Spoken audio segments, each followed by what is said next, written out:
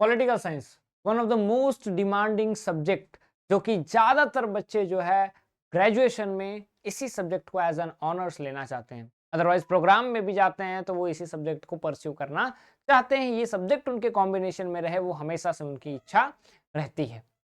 लेकिन political science को as an honours या फिर प्रोग्राम में पाने के लिए आपको अच्छे नंबर की जरूरत होगी, और उस नंबर को पाने के लिए आपको पॉलिटिकल साइंस और बाकी डोमेन में अच्छा करना भी होगा।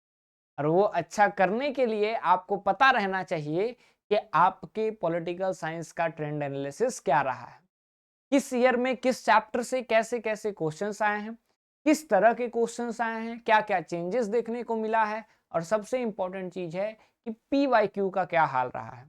तो इस वीडियो में आपको दो चीजें बतानी होंगी। आप मुझे कमेंट सेक्शन में बता दीजिएगा कि सर आप पिछले साल के क्वेश्चन पेपर का डिटेल्ड सॉल्यूशन लेकर के आइए, तो मैं एक बार फिर से आपको PYQ का कंप्लीट सॉल्यूशन करूंगा। यहां पे मैं आपको बताऊंगा कि चैप्टर वाइज बाइफर्केशन में किस चैप्टर से कितने क्वेश्चंस लिटरली आए हुए हैं।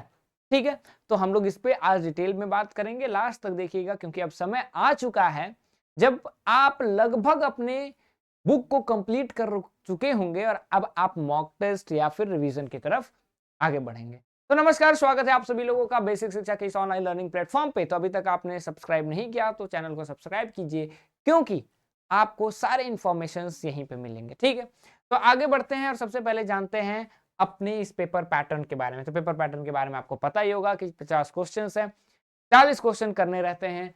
इंपॉर्टेंट हो जाता है कि 10 कौन से आप छोड़ रहे हैं। ठीक है, ऐसे 10 क्वेश्चन जो आप छोड़ रहे हैं वो बहुत ही इंपॉर्टेंट होता है 200 में 200 अचीव करने के लिए। ठीक है, इकोनॉमिक्स के कंपैरिजन में यहाँ पे इजी रहता है, हिस्ट्री पॉलिटिकल साइंस में 200 में 200 लेकर के आना। ठीक है, चलो मार्किंग स्कीम तो आपको पता ही है। ठीक, टाइप्स ऑफ क्वेश्चंस पे चलते हैं। देखो, अगर क्वेश्चन की टाइप पे चले तो जनरल टाइप क्वेश्चंस आते हैं ज्यादातर जनरल टाइप क्वेश्चंस का मतलब है कि सिंपल क्वेश्चन जो रहते हैं वो जैसे पूछ दिया कि इंडो पाक वॉर कब था। ठीक है, नैम मूवमेंट, नैम कब स्टैब्लिश हुआ, मतलब एक लाइन के क्वेश्चन रहे, 2 लाइन के, और 4 सिंपली ऑप्शन आ गया, वही जनरलाइज्ड क्वेश्चन। एक्सर्शन रीजनिंग के भी क्वेश्चन लास्ट टाइम तो देखने को नहीं मिले, लेकिन उससे पहले ये क्वेश्चंस आए थे, तो इस साल के लिए भी आप प्रिपेयर करके रहिएगा। थोड़ा भी बदलाव हुआ तो ऐसे क्वेश्चंस देखने को मिलेंगे। आगे अगर बात करें तो केस स्टडी बेस्ड क्वेश्चंस जो आपके रहते हैं।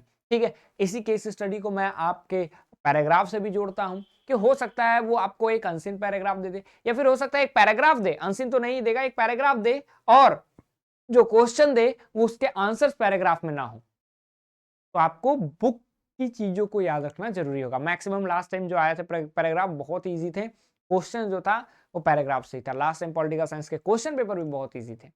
ठीक है, एक ही क्वेश्चन था, 4 सेट था, बहुत इजी थे, ऐसा नहीं कि चारों सेट में अलग अलग क्वेश्चन थे। ठीक है, that was an easy. Match the following एक ही चैप्टर से भी या तो मैच द फॉलोइंग आ सकता है, या फिर मिक्स्ड आता है, बहुत सारे चैप्टर को मिक्स करके दे दिए। ठीक, इंपॉर्टेंट प्लेसेस से आता है। ठीक है, कि कहाँ पे नाम स्टैब्लिश हुआ, बैंडन कॉन्फ्रेंस कहाँ पे हुआ, लाइक दिस। ठीक है, कीवर्ड और बॉक्सेस, जो आप बुक है ना, बुक में यहाँ पे आपके कीवर्ड्स रहते हैं, बॉक्सेस में पर्सनालिटीज रहती है, आप छोड़ देते हैं, छोड़ोगे तो फंसोगे। जैसे कामराज प्लान के कामराज प्लान के बारे में आता है, मिड डे मील के बारे में आता है, वो कहाँ है, बुक में है, वो यही बॉक्स में है। Word meaning and full forms भी आते हैं, नॉर्मल है पॉलिटिकल साइंस में, वर्ड मीनिंग भी है, फुल फॉर्म भी है, प्रॉक्सी वॉर क्या होता है, डिटरेंस क्या होता है, पूछ सकता है। ठीक है, क्रोनोलॉजिकल ऑर्डर मोस्ट कहते हैं लव्ड क्वेश्चन ऑफ एग्जामिनर, कि वो क्रोनोलॉजिकल ऑर्डर के क्वेश्चंस देता है या फिर पूछता है choose which of the following is incorrect, which of the following is correct. तो सर किस चैप्टर को सबसे ज्यादा इंपॉर्टेंस है। अब तुम इसको 23 के एनालिसिस को देखो, मैं इसको अभी उतना नहीं देख सकता, क्यों, क्योंकि इस बार पिछले बार का पैटर्न जो है वो ऑनलाइन हुआ नहीं था। अगर इस बार ऑनलाइन हो गया तो ये एक बड़ा फैक्टर प्ले करेगा, नहीं हुआ तो लास्ट ईयर का क्वेश्चन पेपर करेगा। लेकिन एक चीज देखिए, कहीं भी आपको ये नहीं दिखेगा कि मान लो दो दो दो दो क्वेश्चन, तीन क्वेश्चन, एक क्वेश्चन ये चेंज हुए हैं, मतलब कोई भी चैप्टर में फिक्स पैटर्न नहीं है।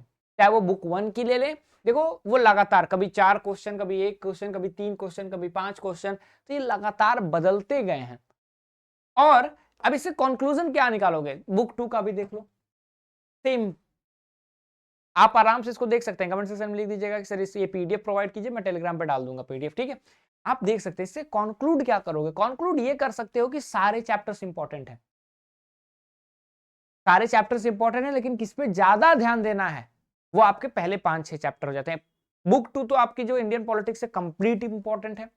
वहां पे आप जो है छोड़ सकते, छोड़ने का मतलब है कि आप पूरे बुक को अगर 7-8 बार पढ़ रहे हैं तो आप नेचुरल रिसोर्सेज, ग्लोबलाइजेशन हुआ, सिक्योरिटी हुआ, उसको 3-4 बार पढ़ सकते हैं। इतना याद रखना, 8 बार रीडिंग कम से कम एग्जामिनेशन हॉल से पहले कर लेना। ठीक है, आगे बढ़ते हैं। Last year contemporary world politics से 23 क्वेश्चन थे, इंडिया आफ्टर इंडिपेंडेंस से 27 क्वेश्चन थे। मेरे हिसाब से इजी जो क्वेश्चन थे आपके 21-22 क्वेश्चन इजी थे। ठीक है, बाकी जो है 17 क्वेश्चन क्या है आपके मीडियम थे। हार्ड 11 ही क्वेश्चन थे, इसमें 10 आप स्किप भी कर सकते थे और 11 हार्ड वो भी नहीं थे। ठीक है, तो थोड़ा क्वेश्चन उनके लिए हार्ड होगा जो एकदम उठे मैराथन देख करके आ गए थे। मैराथन देख करके तो तुम लगभग 50 क्वेश्चन थे, 40 करने थे, मैराथन देख के तुम 30 कर दिए होगे, लेकिन मेन 10 इंपॉर्टेंट रहता है। ठीक है, ये आप कंपैरिजन पिछले 2 साल के पेपर का आपके लिए मैंने एनालिसिस करके दे दिया। अब जो क्वेश्चन आए हैं, किस चैप्टर से कितने क्वेश्चंस आए हैं वो आप देख लीजिए।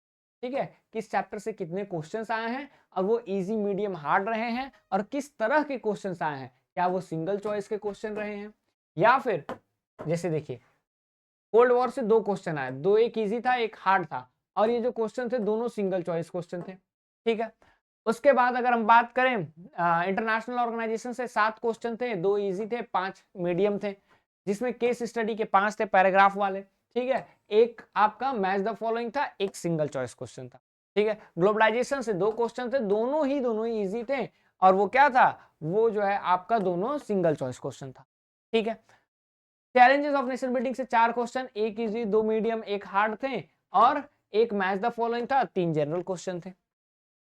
ये क्या है, आपको इसको समझना पड़ेगा। मैं इसको क्लीन कर देता हूं, अगर आप कहिएगा I will provide you everything. ठीक है, मैं आपको इसको क्या करूंगा, इसको मैं आपको प्रोवाइड कर दूंगा इफ यू विल से। ठीक है, तो सर किस अप्रोच से सर, अप्रोच जाने से पहले तो बाबू सबसे पहले इन वर्ड से बच जाना, false, wrong, true, right, incorrect, correct. ये वर्ड्स से अगर तुम बच गए तो तुम्हारा आगे का काम आसान हो जाएगा, क्योंकि क्वेश्चन ज्यादातर यही पूछता है, which of the following is not correct, which of the following is correct, which of the following is incorrect, which of the following is wrong। Wrong दे दिया, पॉजिटिव स्टेटमेंट दे दिया, निगेटिव स्टेटमेंट दिया, positive पूछ दिया, लोग यहीं पे समझने में दिक्कत कर जाते हैं। इसीलिए आपकी प्रैक्टिस होनी जरूरी है। मैं आपको डिटेल पीवाईक्यू लाऊंगा तो मैं आपको बताऊंगा, अगर आपको चाहिए जल्दी से जल्दी मैं लेते आऊं तो कमेंट सेक्शन में बता दीजिए सर प्लीज जल्दी लेते आइए, मैं उसको जल्दी लेते आऊंगा, otherwise I will take time for that. ठीक है, लेकिन जब तक पीवाईक्यू में आप देख करके पता चल जाएगा आपको कि किस तरह से आपको आगे बढ़ना है, प्रैक्टिस इंपॉर्टेंट है।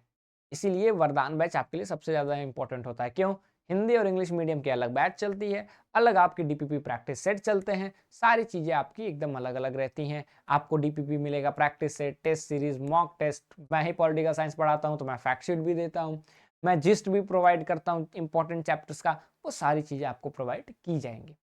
ठीक है, तो उम्मीद है आपके लिए ये वीडियो अच्छा लगा होगा। ठीक है, अगर ये वीडियो आपके लिए हेल्पफुल है तो आप कह सकते हैं कि sir it's helpful for me, comment section आपका है, सो दैट मैं आपके लिए अगला वीडियो भी लेकर के आऊँ। तो that is all from my side, उम्मीद है आपके लिए वीडियो यूजफुल रहा होगा। Will meet in next video, till then Jai Hind and thank you so much.